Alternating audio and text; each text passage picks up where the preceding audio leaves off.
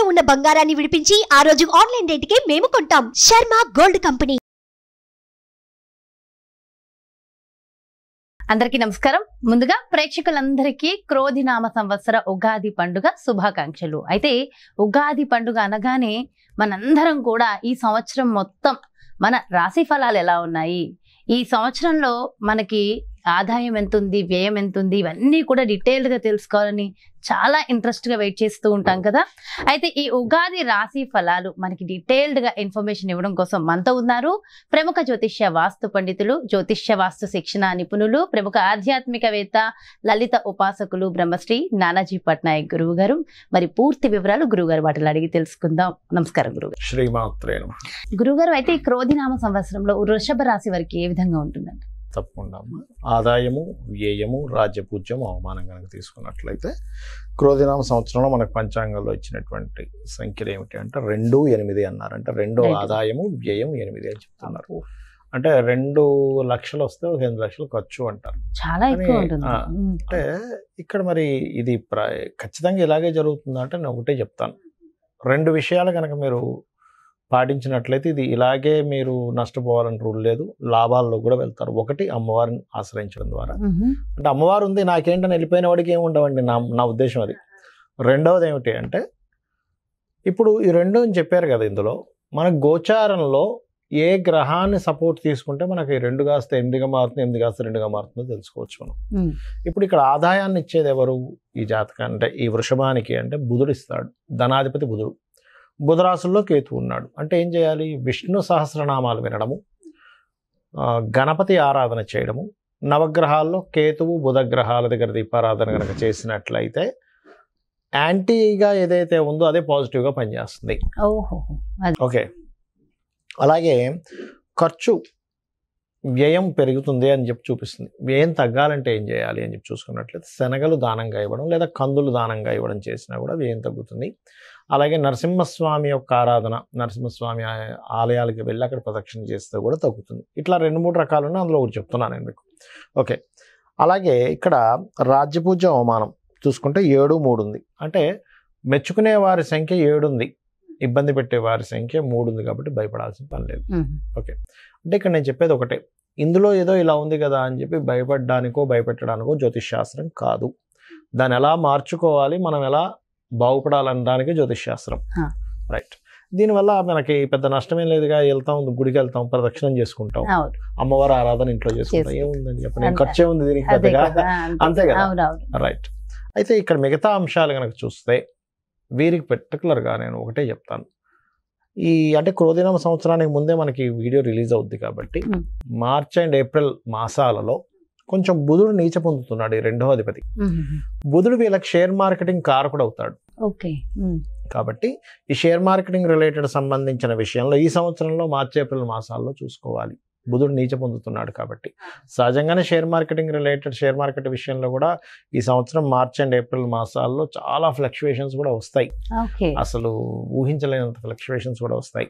అదొకటి. అలాగే మరొకటి ఏంటంటే ఇక గురువు లగ్నంలోకి వస్తున్నాడు, వీరికి రాశిలోకి వస్తున్నాడు. ఎప్పుడైతే గురువు రాశిలోకి వచ్చి సప్తమాన్ని చూస్తాడో మే మాసం నుంచి 1 సంవత్సరం పాటు కంప్లీట్గా వివాహ బలం వీళ్ళకున్నది, గుర్తుపెట్టుకోండి. అలాగే పంచమంలో కేతు ఉన్నందుకు కొంత కొత్త ఫ్రెండ్స్తోని జాగ్రత్తగా ఉండాలి. కొత్తగా ఎవరైనా ఫ్రెండ్స్ అయ్యారు లేదా ప్రేమ వ్యవహారాలకు సంబంధించిన విషయాల్లో కొంత జాగ్రత్తగా ఉండాలి. వీరికి కూడా ఏదైనా గృహమది కొనుగోలు చేయాలి అని అనుకుంటే కనుక దీని పరంగా చూసుకుంటే వీరికి పర్టికులర్గా మే లోపలే కొనుగోలు చేయడం మంచిది. కొనుగోలు చేసుకోవడం మే లోపలే కొనుగోలు. అయితే జూన్ నుంచి కూడా ఉంది, మే నుంచి కూడా కొంత బలం ఉంది. కాకపోతే పరిహారం అంటే ఏమి లేదు, వీళ్ళు సూర్య నమస్కారాలు ఎంత చేసుకుంటే అంత తొందరగా వీళ్ళకి గృహయోగం అనేటువంటిది కలుగుతుంది. అలాగే మరొక విషయం ఏంటంటే ఇక్కడ రాజకీయ నాయకులకు కొంత రిలీఫ్ వస్తుంది. పంచమకేతు ఇన్ని రోజులు ఉన్నాడు, ఇప్పుడు గురువు వచ్చి చేరాడు కదా, రాజకీయ నాయకులకు కొంత రిలీఫ్ వస్తుంది. వ్యాపారాలు, ఆన్లైన్లో చేసే వ్యాపారాలకు బాగా యోగ్యంగా ఉంటుంది. అంటే ఆన్లైన్ వ్యాపారం అంటే చాలామంది ఏమనుకుంటారంటే ఈ బెట్టింగ్స్, ఈ క్యాసినోలు ఆడడం ఇవి అనుకుంటారు. ఇవి కానే కాదు, ఆన్లైన్లో కదా అని. ఇవి కానే కాదు, ఆన్లైన్లో సేల్స్ ఉంటుంది. ఒక ప్రోడక్ట్ అమ్మడం, ఒక ప్రోడక్ట్ కొనడం, అమ్మడం, ఎగుమతులు దిగుమతులు, ఇట్లాంటి వాటికి చాలా చాలా బాగుంటుంది. ఇక ఉద్యోగ స్థానంలో శని భగవానుడు ఉన్నాడు, 10వ స్థానంలో. దశమంలో శని ఉన్నప్పుడు ఏం చేస్తాడంటే ఖచ్చితంగా ఉద్యోగం ఇచ్చి తీరుతాడు, ఉద్యోగం ఇవ్వకుండా ఉండడు. ఎందుకంటే శ్రమను ఇవ్వాలిగా, ఉద్యోగంలో శ్రమ లేకపోతే ఇంట్లో కూర్చుంటే ఏం శ్రమ. కాబట్టి ఉద్యోగం ఖచ్చితంగా, ఉద్యోగం కోసం ప్రయత్నం చేసే వారికి చాలా బాగుంటుంది. కాకపోతే ఉద్యోగం నాకు రావట్లేదు, లేకపోతే ఉన్న ఉద్యోగం చాలా చిన్న ఉద్యోగం చేస్తున్నాను, ఇందులో బాగా శ్రమ పడుతున్నాను అనుకునేటువంటి వారికి లలితా అమ్మవారి యొక్క నామాల్లో ప్రత్యేకంగా ఓం శ్రీమాతా శ్రీ మహారాజ్ని శ్రీమత్ సింహాసనేశ్వరి నమః అని నామస్మరణ చేయండి. పంచమంలో కేతు ఉన్నందుకు తీసుకునే నిర్ణయాల విషయాల్లో వృషభం వారు చాలా జాగ్రత్తగా నిర్ణయం తీసుకోవాలి. ఎందుకంటే పంచమ స్థాన కేతు ఉన్నప్పుడు చిత్ర విచిత్రమైన నిర్ణయాలు తీసుకుంటూ ఉంటాం. అందులో ముఖ్యంగా మార్చి ఏప్రిల్ మాసాల్లో మరింత జాగ్రత్తగా నిర్ణయాలు తీసుకోవాలి. కాబట్టి ఆ నిర్ణయాలు సరైన నిర్ణయం అవ్వాలి అనుకున్నప్పుడు మీ నిర్ణయం తీసుకునే ముందు ఒక్కసారి గణపతిని తలుచుకున్నట్లయితే అన్ని విధాలా బాగుంటుంది. అదేవిధంగా మరొకటి ఏంటంటే ఇక్కడ పార్ట్నర్స్ ద్వారా కొంతవరకు కలిసి రావడము, ఇందాక నేను చెప్పినట్టుగా వివాహ యోగం కలగడము, ఇటువంటివి ఉన్నాయి. వీళ్ళు నిత్యము కూడా ఆరాధించాల్సినటువంటి దేవతా ఆరాధన గణపతిని ఆరాధించాలి, లేదా విష్ణు సహస్రనామాలు చేసుకున్నా సరిపోతుంది. ఓకే, సో అయితే ఓవరాల్ గా కూడా వృషభ రాశి వారికి బాగుంది, చిన్న చిన్న పరిహారాలు చేసుకుంటే సరిపోతుంది గురుగారు. అయితే ప్రపంచ వ్యాప్తంగా, దేశ వ్యాప్తంగా మొత్తం ఎలా ఉండబోతుంది అంటారు ఈ సంవత్సరం? ఒకటేనమ్మా, క్రోధినామ సంవత్సరానికి అధిపతి ఎవరు, అంటే ఈ సంవత్సరానికి రాజు ఎవరు అనేటువంటిది తీసుకుంటే కుజుడు అవుతాడు. కుజుడు అంటే ఫైటింగ్, గొడవలు, ఉద్యమాలు, యుద్ధాలు, వీటికి కారకుడు అనమాట కుజుడు. అందుకని అటువంటి వాతావరణం కనిపిస్తుంది. అయితే లక్కీ ఏంటంటే కాలసర్ప దోషం నుంచి గురువు బయట ఉన్నాడు, అది కొంత సేఫ్ ఇస్తుంది. బట్ ఏదైనా కానీ కొంచెం యుద్ధ సంబంధంగా, అంటే రాజులకి ఇప్పుడు చూడండి అప్పటిదాకా అక్కర్లేదు, మనకి ఫిబ్రవరి నుంచే స్టార్ట్ అయింది దాని ప్రభావం. ఎందుకంటే ఈ రవి మనం జనవరిలో మనం చెప్పుకున్నప్పుడు కూడా చెప్పుకున్నాం, కొంచెం ఈ సమయంలో కొంచెం ఈ బాంబు పేలుళ్ళని, లేకపోతే ఈ గొడవలని, కొంచెం ఈ యుద్ధ నౌకల్ని ట్రాప్ చేయడం అని, లేకపోతే అంటే నౌకా దళాల మీద, లేకపోతే నౌకల మీద, అంటే జలరాశుల్లో కుజుడు శని ఉన్నారు కాబట్టి నౌకల మీద అంటే దాడి చేయడం, దాన్ని హైజాక్ చేయడం లాంటివి ఉంటాయని చెప్పుకున్నాం లాస్ట్ మాట్లాడినవి జరిగింది ఈ మధ్య అంతా కూడా. అంటే ఏమిటి, ఈ సంవత్సరం ప్రత్యేకంగా కొంతవరకు ఈ యుద్ధ సంబంధించినటువంటి ఈ మనం ఊహించినటువంటి మార్పులు అనేకమైన జరుగుతాయి. అంటే అసలు లాస్ట్ మినిట్ వరకు ఇది మారదు, ఇలాగే జరుగుతుంది అనుకుంది, అది సడన్ గా మార్పు వచ్చేస్తుంది. అసలు ఎవరు ఎక్స్పెక్ట్ కూడా చేయరు, అసలు ఇలా జరుగుతుందా, ఇలాంటివి కూడా జరుగుతుంది అసలు ప్రపంచంలో అన్నట్టుగా జరుగుతుంది. అన్ని మార్పులు ఏదైనా కావచ్చు.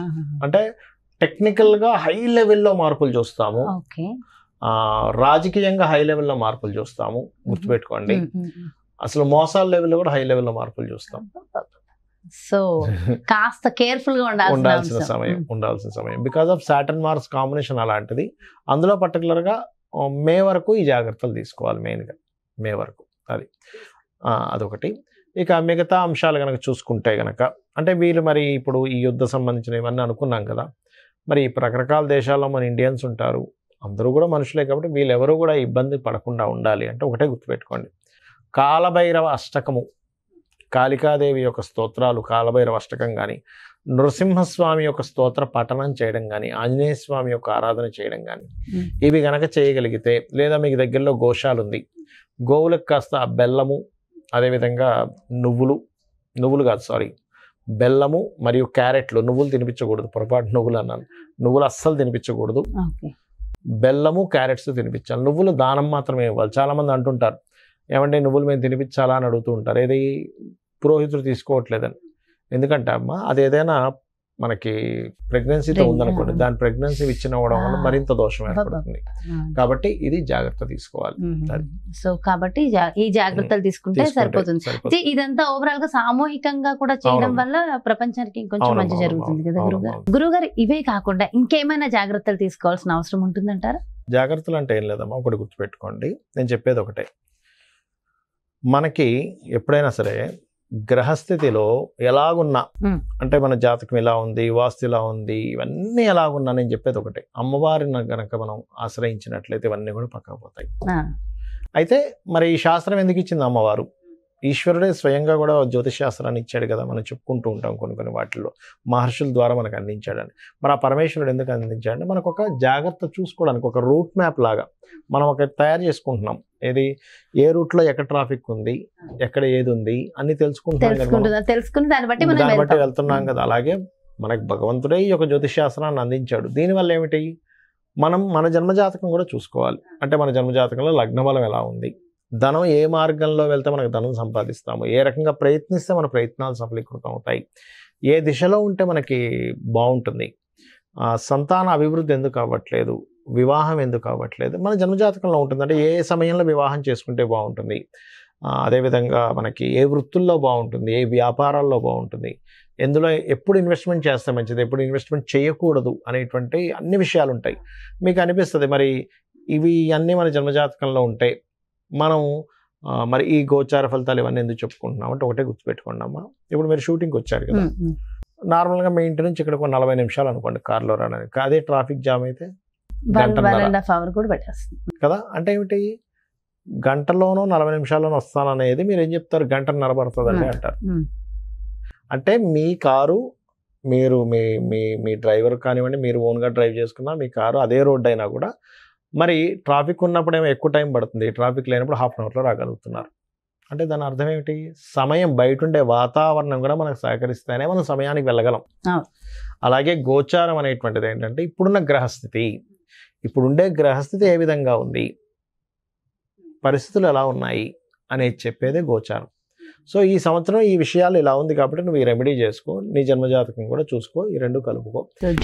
పండితులు అందుకు ఇంకోటి ఏంటి, నేను ఒకటే చెప్తా, నా జాతకం ఎలా ఉంది, నా దశ ఎలా ఉంది, పాడైపోయింది ఏం పెట్టుకోకండి, అమ్మవారిని నమ్ముకోండి, అమ్మవారి అంతా దారి చూపిస్తుంది మనకి. ఎలా ఉన్న జాతకం ఎలా ఉన్నా అమ్మవారు చూపిస్తుంది.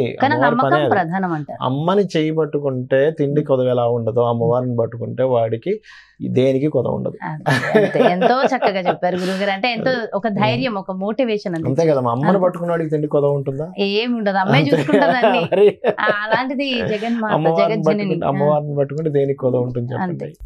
ఎంతో చక్కగా, ఎంతో చక్కటి ధైర్యాన్ని, స్థైర్యాన్ని అందించారు. థ్యాంక్ యూ సో మచ్ గురువు గారు. నమస్కారం. శ్రీమాత్రే నమః. సో చూసారు కదండి, మరి ఇది క్రోధినామ సంవత్సరంలో మీ యొక్క రాశి యొక్క ఫలితాలు పూర్తిగా ఎంతో చక్కగా వివరించారు కదా గురువు గారు.